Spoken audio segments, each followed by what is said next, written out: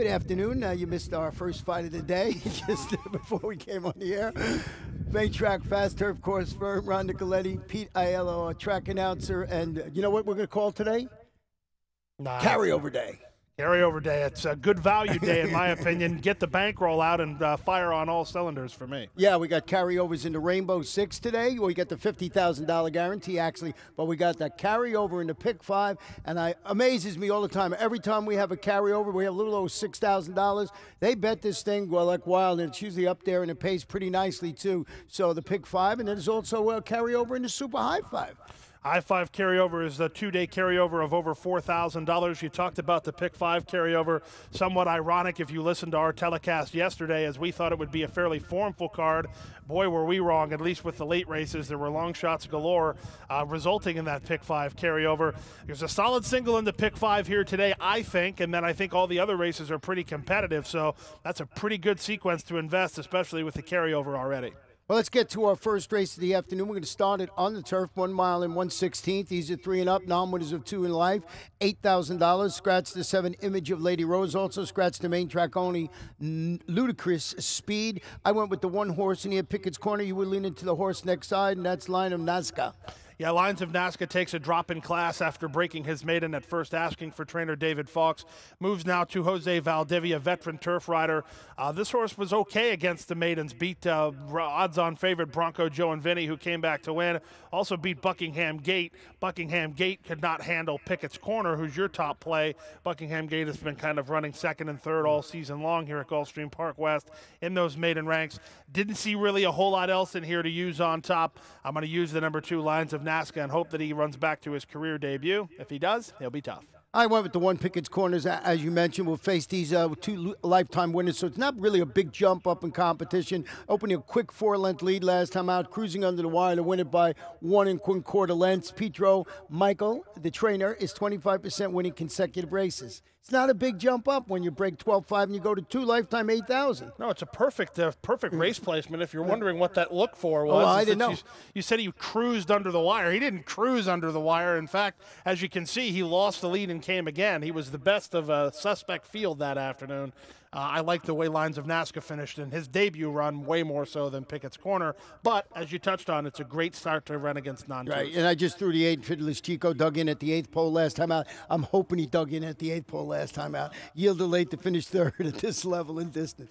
Not quite sure if I see what I see anymore because he keeps changing my mind. Well, you know, your Pletcher horse yesterday in the allowance race that you were so visually impressed. He ran so great yesterday. Wink, wink, nudge, nudge. If you needed to look for him, you'd have to go down to the courthouse and get a search warrant. Anyway, we're not talking about yesterday. We're talking about today and the first half of the early double. Horse to use is number 5, Where in the World. Luca Panici has been riding very well over this turf course. This horse fits the style well for Luca Panici. Second start off a long layoff. If this horse is his shadow of his former self, he has a big chance here in race 1. Well, let's go to the second race this afternoon. 6 furlongs, 3 and up, non-winners of 2 in life. These are claim is $12,500. We got a video, we want to show you, and it's race 7 from October 16th, and it's Donegal Hall just getting caught at the wire, finished his second, lost that race by a neck, Pete.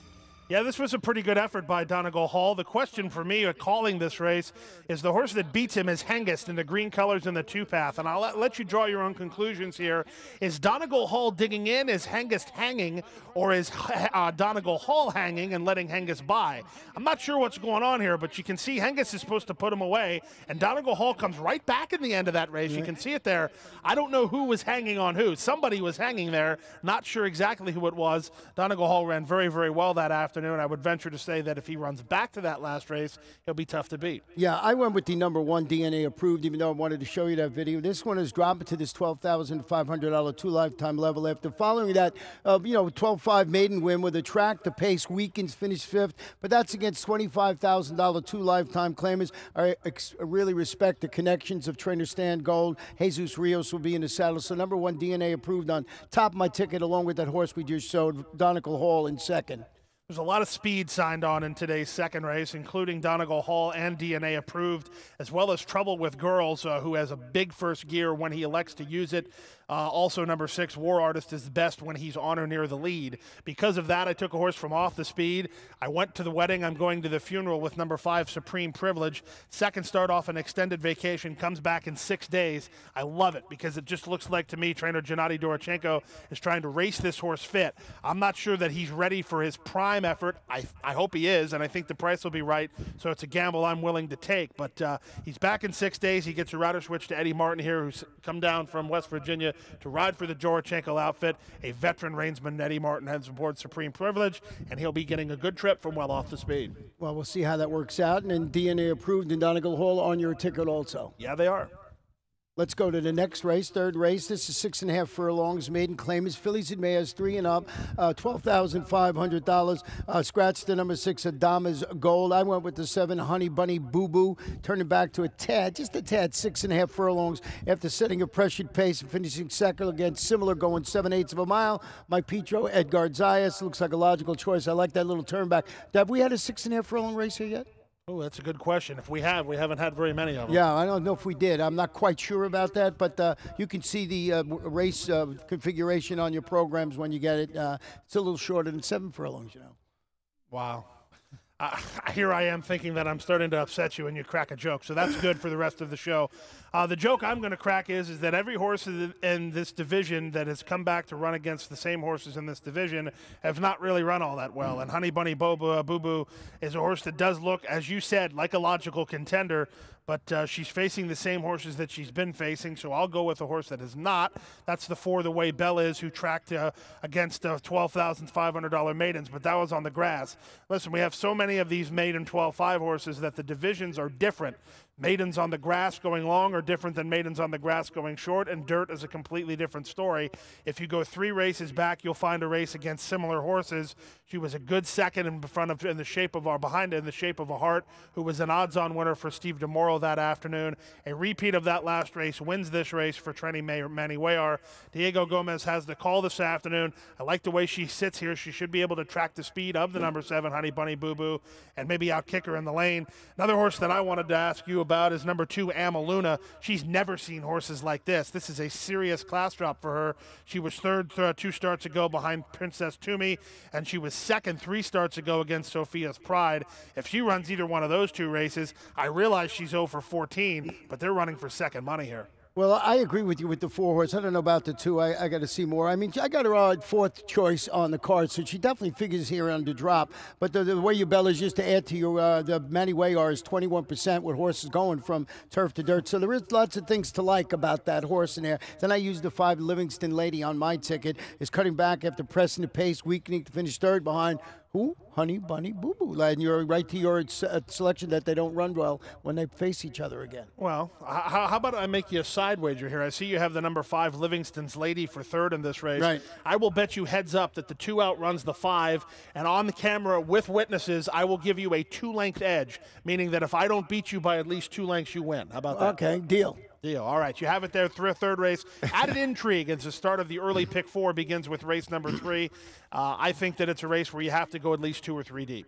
Well, let's go to the 4th race here. 7.5 furlongs. These are maiden filly 2-year-olds, maiden special weight conditions. And we have our video we want to show you, and it's of race 8 from back on October 11th, and it's the stretch run of Royal Stage getting beat a nose at the wire. What a heartbreaking loss for somebody who bet on Royal Stage that day. That would be me, if you want the full disclosure. I actually thought she won the race. I thought she was home and cooled out right here for Jose Gutierrez.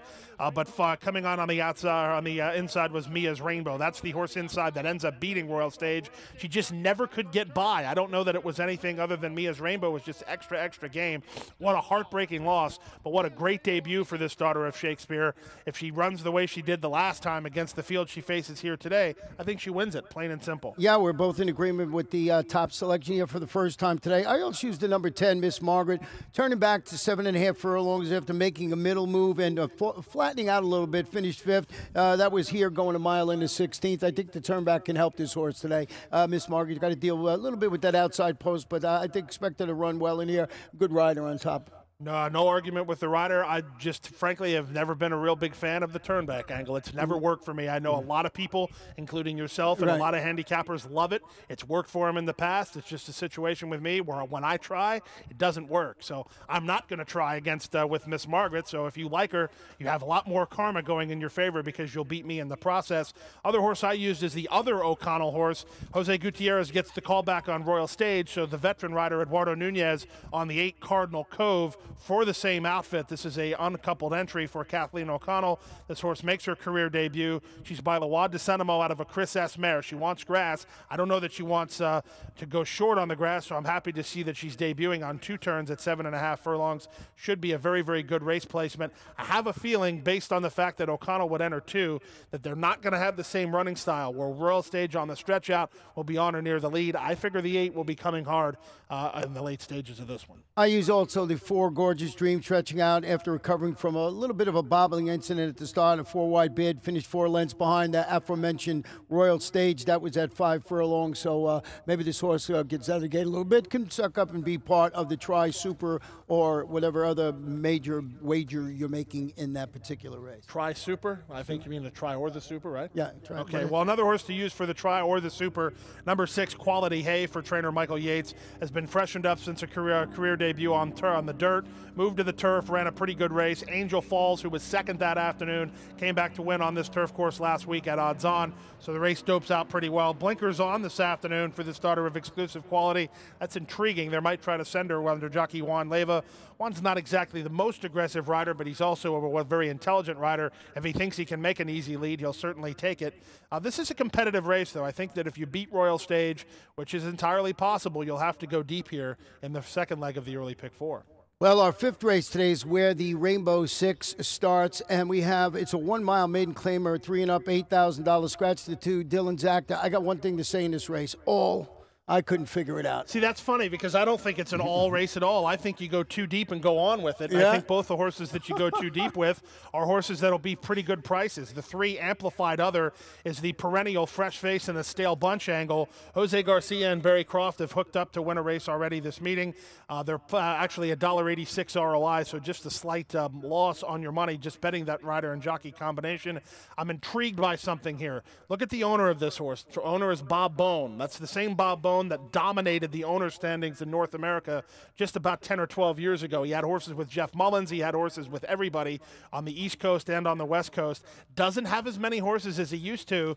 I'm confident, though, that knowing that Bob Bone is a guy who likes to win races, this horse is aggressively placed in a debut for just $8,000. I like that. I think that that's showing confidence by trainer Barry Croft that, oh, no, he's not too slow to win this race. It's more of the fact that, listen, we're going to pick a spot where we can be competitive really first time out of the gate. I like the 3 here, fresh face and a stale bunch. You sure do. I went with the 4, Makuto. This one gets, I believe, like I said, a tepid nod from tepid nod? Yeah, dropping from 12,000 to 8,000. And more importantly, I like the rider and trainer combination of Edgar Zayas, Antonio Sano. Got Let It Be Famous on my ticket stretching out today I just think it run good in here, the number 5 horse against this level of competition. Who you have on your top? Yeah, that's the other horse to use if you're playing the early pick 4 is the 5, Let It Be Famous.